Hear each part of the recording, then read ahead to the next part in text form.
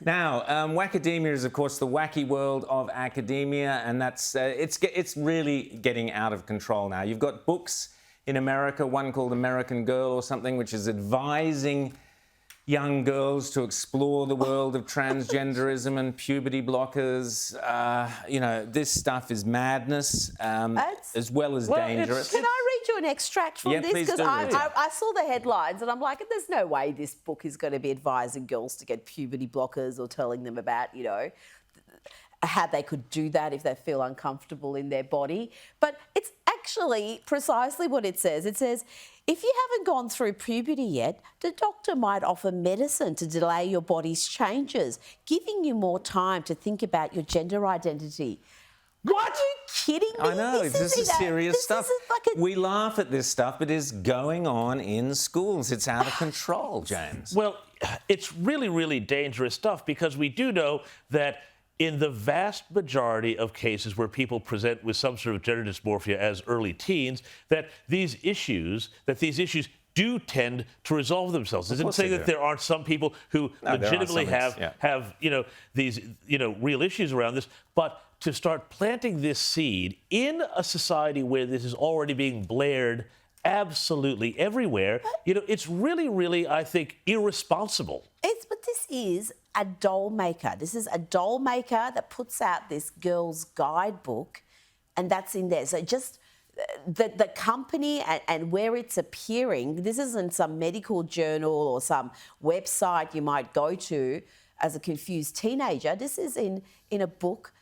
A girl's guidebook put out by a doll maker. And this is where the really bizarre thing is. And this is where it's so scary, I think, for parents and grandparents, because they'll be out at the shops, they'll be, picking up gifts. Somebody might pick this up and think, oh, this looks like a perfectly girl's good, guidebook. whatever, great, could help her out, whatever. And then suddenly, you've let this in and you're going to create all sorts of confusion, all sorts of issues. And parents just don't know what messages are being transmitted and I think snuck in, to their kids' lives. And it's really, well, you're right, parents don't know. And part of the problem is that these teachers are boasting about the way they are making sure the kids don't tell their parents. So you will have teachers saying, change your pronouns, do this, but don't tell your parents. And this is the thing, though, Rowan. This is the thing, Rowan. It's with all of these things. It's not just gender identity issues. All of these things, there does seem to be this real push. And it's a push that we have seen from the left since really the French Revolution, which is to separate parents from their children, to divide the family, divide the family unit, because the family unit is a unit of resistance against totalitarianism.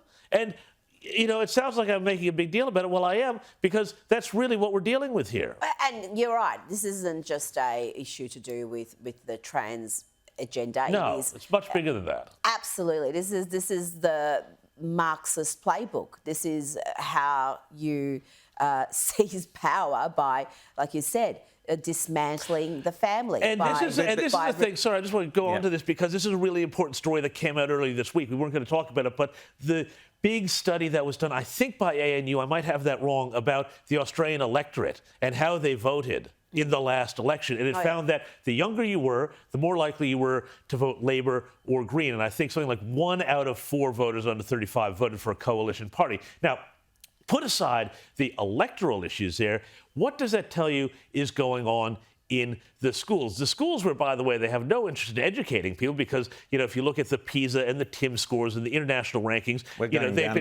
they've been making kids stupider at the same time as they've been propagandizing them. Talk to people with kids in schools. All you hear about is, they do welcomes to countries constantly. They do this constantly. They do these gender things constantly. And they do that to separate, kids from their parents, but also to make kids go along with their agenda. And now we see it at the ballot box. It is the old Gramscian long march through the institutions becoming reality in Australian politics. Well, they've actually marched all the way through the institutions and they've torched them on the way through, and that's what we are living through. And where is the Liberal Party standing up and calling this stuff out and fighting the culture wars on our behalf? Because we've been left to fight it alone, parents, grandparents and others left to fight these culture wars alone without the Liberal Party getting in there. One Nation's Mark Latham and Pauline Hanson are some of the very few people who actually do fight these culture wars on our behalf.